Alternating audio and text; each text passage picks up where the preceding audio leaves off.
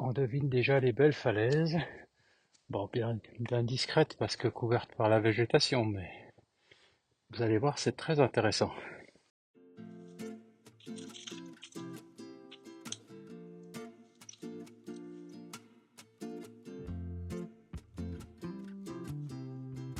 Voilà, on arrive un peu dans la zone où il y a ces belles falaises. Des petites surprises que j'avais découvert préalablement et que je me réjouis de retrouver avec cette fois-ci de lampe de poche. Ce sera nécessaire d'avoir la lampe de poche pour compléter, faire ce que je n'ai pas pu faire à ma première visite il y a quelques mois. Ah, on dirait qu'il y avait une source qui sortait de là, avec peut-être un récipient pour collecter l'eau et donc pour le bétail. Alors voilà une première trace de ce que je voulais justement retrouver, même si c'est pas l'endroit exact. Vous voyez dans ce calcaire des petites infractuosités. Celle-ci est minuscule, elle fait 50 cm de haut. Mais c'est ceci qu'on va chercher un peu plus loin.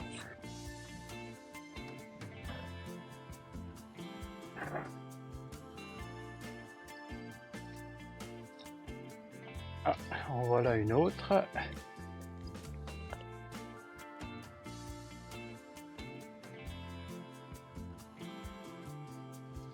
Alors, je me suis rapproché, je vais quand même me pencher.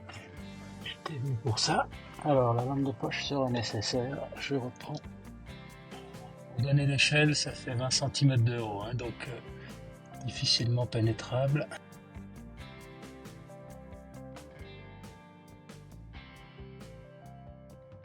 Voilà donc la petite grotte qu'on vient d'explorer.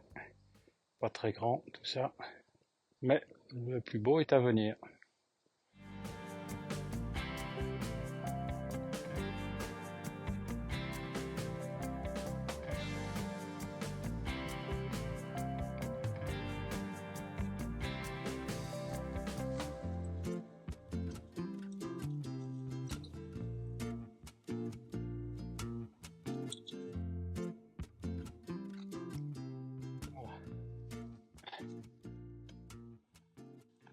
Cet endroit n'est pas particulièrement impressionnant et pourtant c'est ici que se trouve ce que je suis venu revoir, armé d'une lampe de poche. Alors c'est là, mais c'est un peu trop raide, les pluies ont rendu le terrain très glissant, je vais faire un petit détour par ici.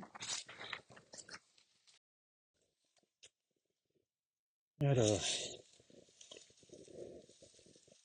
en voilà une, mais on y reviendra.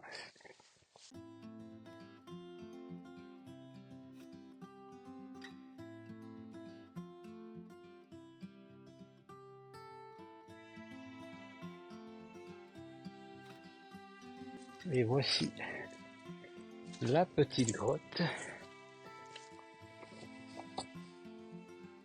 qui m'intéresse.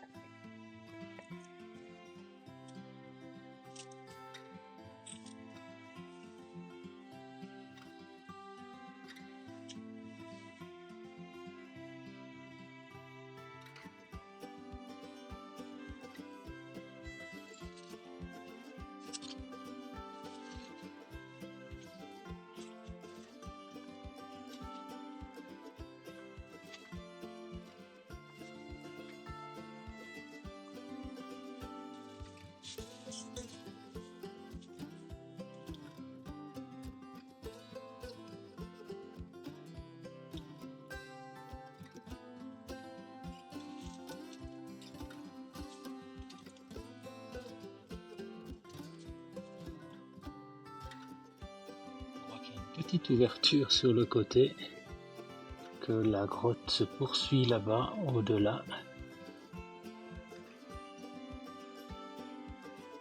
Et ici, on dirait qu'il y a un départ. On va explorer ça. Alors, le plafond est très bas et caillouteux. Le sol caillouteux.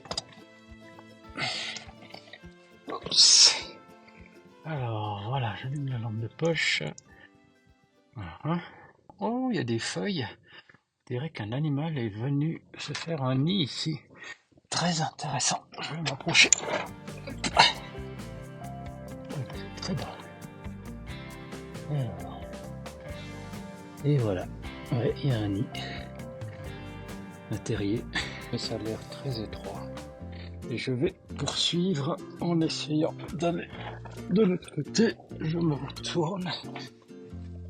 Voilà. Ouf, ça s'agrandit. Je me suis retourné et c'est un peu plus grand de ce côté.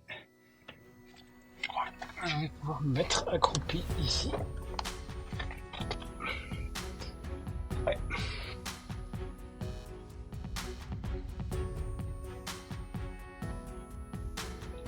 Oui, quelle chance. Ça me change un peu d'être couché sur des cailloux, vois-tu. Un peu plus agréable. Et là-bas, ça continue. Alors, allons voir un peu plus loin. Le sol est bien plat. Ah, voilà, notre sortie. Ah voilà, c'est de nouveau assez spacieux.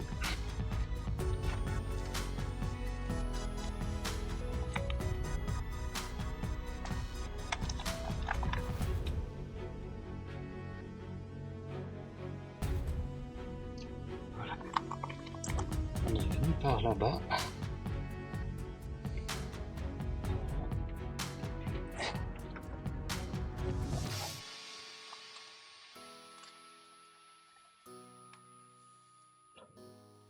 Je vais pouvoir sortir.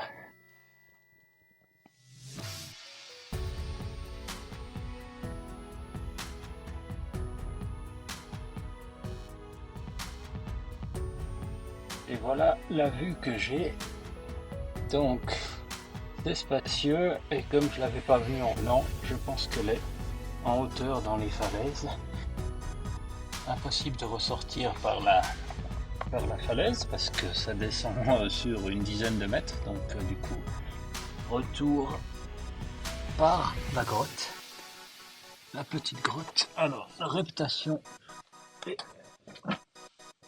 Heureusement qu'il y a quelques passages qui sont plus hauts que d'autres, du coup je vais profiter pour filmer peut-être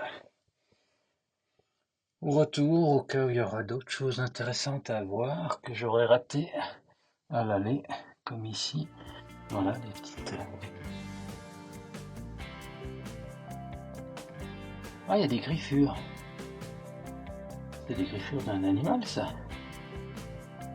Pas très grandes. Ça doit être des griffures d'un... Je sais pas, d'un renard, d'un lynx.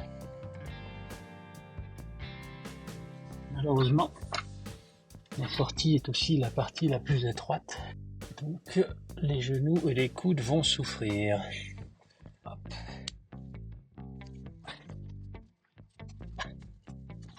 Waouh, j'étais venu pour une visite plutôt géologique et là je repars avec découverte d'un habitat de plusieurs animaux ou d'un animal, on ne sait pas. Je suis intéressé d'avoir vos avis sur qui a pu laisser faire ses griffures et puis qui a pu faire ce nid d'herbe verte.